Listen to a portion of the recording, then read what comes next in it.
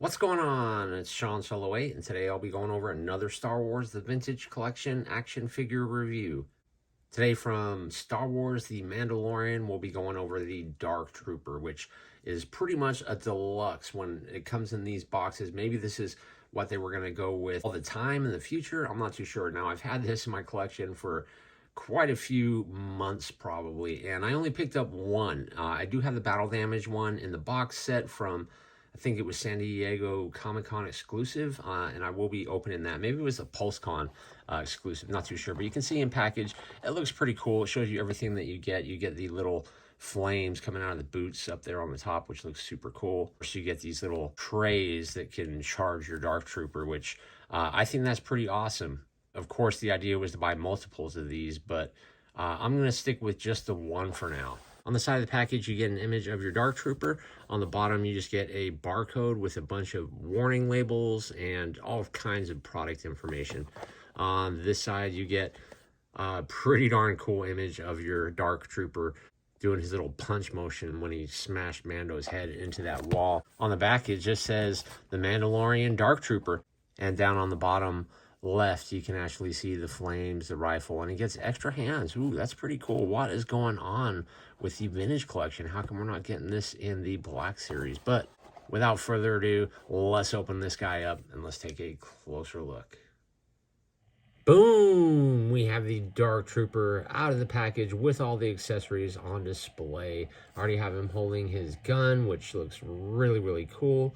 This guy, I could stand him up just a little bit straighter to make him look a little bit cooler, just like that. At this point in time, yes, I wish I would have bought some additional Dark Troopers. Maybe I can catch these guys on sale. We'll take a look at that. This is does have to be assembled, but it's actually pretty easy to do.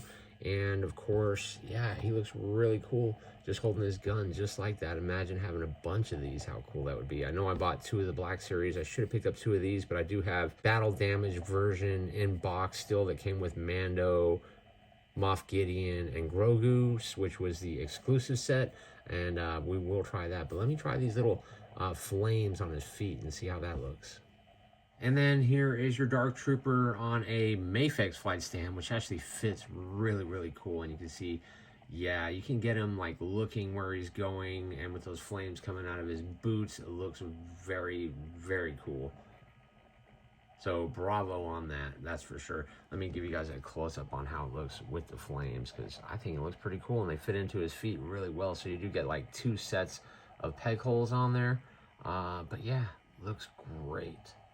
Here's the Dark Trooper with his 2 fist accessories. As you can see, he looks absolutely epic, just as if he was punching the door or punching Mando's face in. Well, actually, he was grabbing Mando's neck with that fist, wasn't he? So we'll take a look at that. But overall, yeah, it looks really cool. If you could get an army of these, it'd be awesome. Again, I just wish you could hide that little red dot behind his head, but I get it, to put the light through. Looks super, super cool. Here's a look at the Dark Trooper with a light behind his eyes, and as you can see, you know, yeah, man, this guy definitely looks cool, especially from lower angles, like right there. Man, oh man, that is just fantastic. Looks super cool. Here's our Dark Trooper about to take on the all-new Jedi Knight Luke Skywalker. Again, this guy looking super cool. I can see a lot of photography done with these guys, which I haven't seen any yet, surprisingly. Maybe I'm not looking enough. Maybe I'm not on Instagram enough. Just slides right in onto these 2 little hoses, as you can see there, and he fits in really, really good. Now, the only bummer is on the show, these hoses are connected to your Dark Trooper, which you don't really get that look here.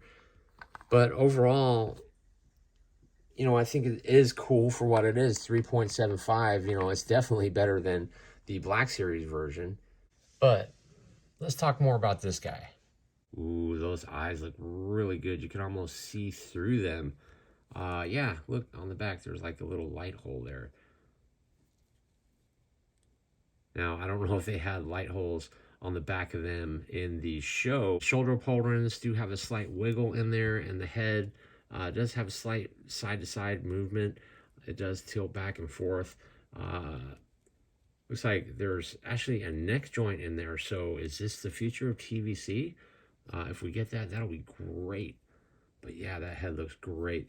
The chest armor looks fantastic with some nice red paint in there. And on the back, there is some nice sculpted work there. And you can see the little hole right there through his mid-torso. And yeah, there's a nice hinge on there where he has nice back and forth. And of course, you can tilt forward and back really well too. And the belt that's on him looks like it's really glued on there well.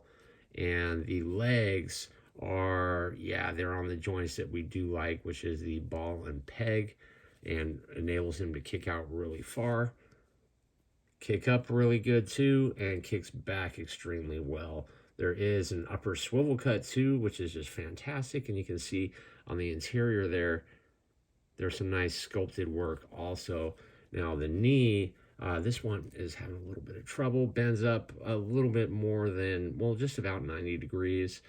And there is a swivel in the knee on the bottom there.